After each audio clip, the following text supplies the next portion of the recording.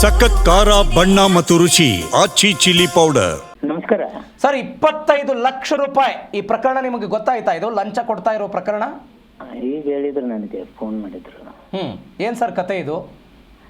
ಏನು ಗೊತ್ತಿಲ್ಲ. Authority commissioner ಹ್ಮ್ ಇದು ನನ್ನ ಕಡೆ ಫೈಲ್ ಬರೋದಿಲ್ಲ. ಹ್ಮ್ ಅದು ಯಾವ ಮಾಡಿದಾನೆ ಅವನಿಗೆ ಎನ್ಕ್ವೈರಿ ಮಾಡ್ತೀವಿ, ಸಸ್ಪೆಂಡ್ ಮಾಡ್ತೀವಿ, ಇಮಿಡಿಯೇಟ್ ಸಸ್ಪೆಂಡ್ ಮಾಡ್ತೀವಿ.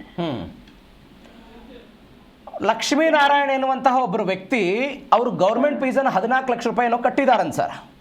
ಆದರೂ ಕೂಡ ಫೈಲ್ ಮೂವ್ ಮಾಡಬೇಕು ಅಂತ ಹೇಳಿದ್ರೆ 25 ಲಕ್ಷ ಮೊದಲು ಕೊಡಿ, ಉಳಿದದ್ದನ್ನು ಬಾಕಿ ಕೊಡಿ ಅಂತ 2,25,00,000 ರೂಪಾಯಿ ಬೇಡಿಕೆ ಇಟ್ಟಿದ್ದಾರಂತೆ. ಇದೀಗ ಲೋಕಾಯುಕ್ತ ದಾಳಿಯಾಗಿದೆ, ಸಿಕ್ ಬಿದ್ದಿದ್ದಾರೆ. ಈಗ ನನಗೆ ಈಗ ತಾನೇ ಫೋನ್ ಬಂದಿದೆ. ಕಮಿಷನರ್ ರಿಪೋರ್ಟ್ ಸಬ್ಮಿಟ್ ಮಾಡಿ ಅಂತ ಹೇಳಿದ್ದೀನಿ.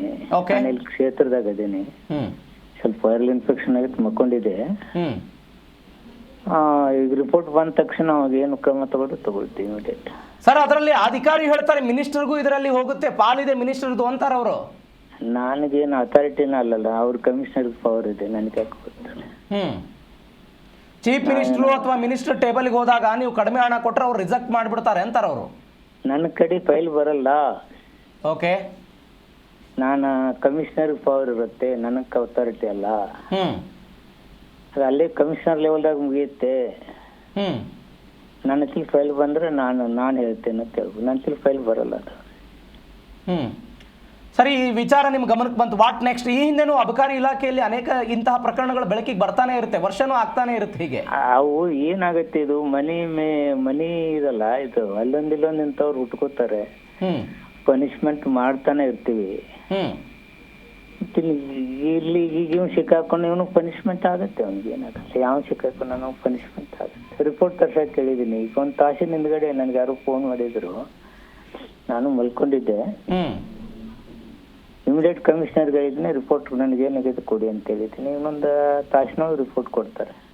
ಸರ್ ರಿಪೋರ್ಟ್ ಕೊಡೋದು ಅಷ್ಟೇ ಅಲ್ಲ ಸರ್, ಕ್ರಮ ಆಗ್ಬೇಕು ಅನ್ನೋದು ಎಲ್ಲರ ಆಗ್ರಹ. ಅವ್ರು ಹೇಳ್ತಾ ಇದ್ರು ಸರ್, ನಾನು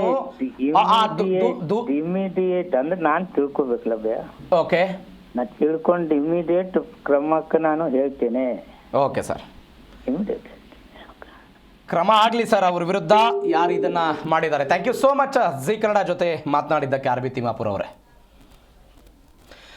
25 ಲಕ್ಷ ರೂಪಾಯಿ ಲಂಚ ಪಡೆಯುವಾಗ ದೂರುದಾರರಾಗಿರುವಂಥ ಲಕ್ಷ್ಮೀನಾರಾಯಣ ಅವರು ನಮ್ಮ ಜೊತೆ ಇದ್ದಾರೆ.